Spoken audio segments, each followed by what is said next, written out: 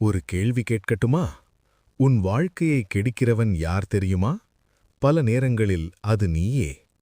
இதுதான் மனித மனத்தின் ரகசியம்.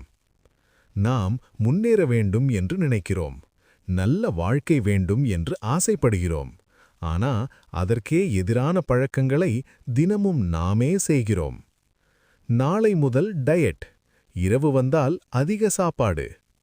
இனி தள்ளிப்போட மாட்டேன். ஆனால் கைபேசிதான் முதலில் திறக்கிறது.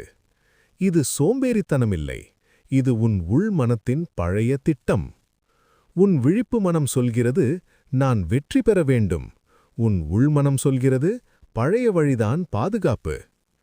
சாணக்கியர் ஒரு உண்மை சொன்னார். வெளியெதிரியை வெல்லும் முன் உள் பலவீனத்தை வெல்ல வேண்டும். உன் உண்மையான எதிரி வெளியே இல்லை.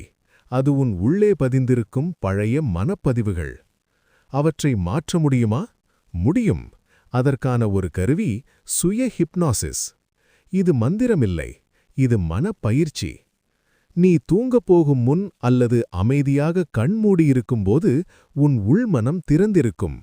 அந்த நேரத்தில் நீ உனக்கே புதிய கட்டளை கொடுக்கலாம்.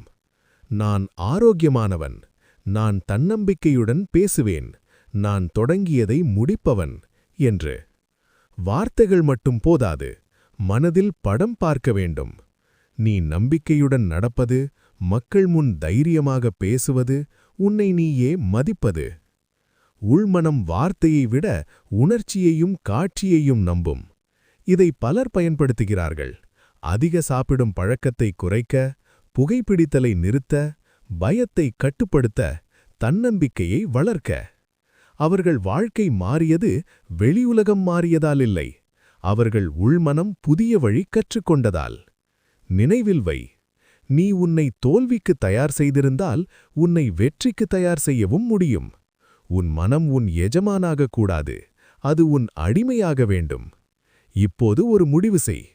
உன் வாழ்க்கையை நடத்தப்போவது பழைய பயமா அல்லது விழித்தெழுந்த புதிய நீயா?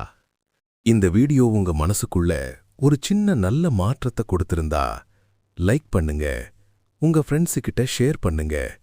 இப்படிப்பட்ட வாழ்க்கையை மாற்றும் கதைகள், மோட்டிவேஷன் வீடியோஸுக்கு மாத்தி யோசி லைஃப் ஈஸி சேனலை சப்ஸ்கிரைப் பண்ண மறக்காதீங்க.